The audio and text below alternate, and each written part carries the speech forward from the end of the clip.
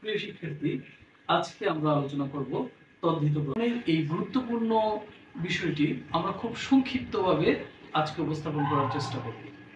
প্রথমে তদ্ধিত প্রত্যয় কাকে বলে? নাম প্রকৃতির সাথে যে প্রত্যয় যুক্ত হয় তাকে তদ্ধিত প্রত্যয় বলে। আমি আবার বলছি, নাম পদ অর্থাৎ নামের সাথে প্রত্যয় যুক্ত হলেই সেটা তদ্ধিত প্রত্যয়। অগ্নি যোগ এও আগ্নেয়, জীব যোগ অন্ত জীবন্ত, যোগ আমি ঘরামি। এখানে অগ্নি, জীব এবং গড় এই শব্দগুলোর নাম পদ, তার সাথে যে প্রত্যয় যুক্ত হয়েছে সেগুলোকেই বলা হয় তদ্ধিত প্রত্যয়। আমরা আলোচনা করব তদ্ধিত প্রত্যয় চেনার উপায়। প্রথমে শব্দের শেষে যদি বি প্রত্যয় থাকে, শব্দের শেষে ব দীর্ঘিকার থাকলে সেটাতে বি প্রত্যয় হয়। যেমন মেধাবী, মেধা যোগ বিন।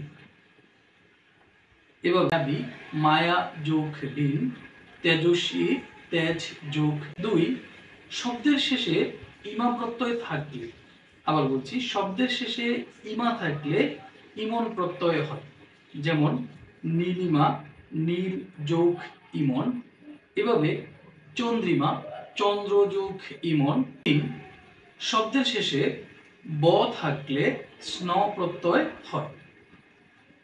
এখানে স্ন বলতে বোঝানো হয়েছে মূর্ধন্য স যোগ মূর্ধন্য ন যুক্ত।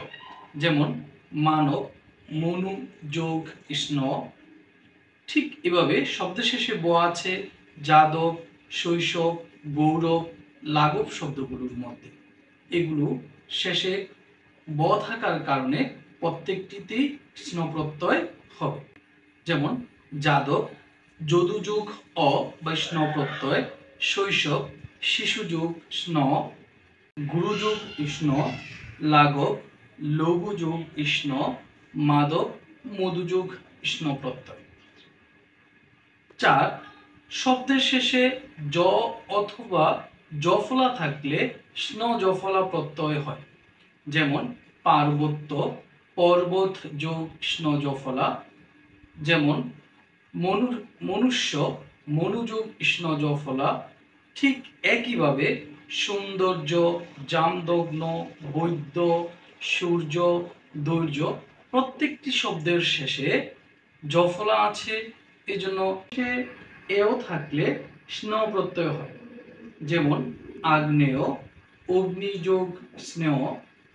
এভাবে ভাগিনেয়, ভগিনী যোগ স্নেহ, আগ্নেয় অগ্নিযোগ স্নেহ, বৈমাত্রেয় বিমাতৃ যোগ স্নেহ। 6.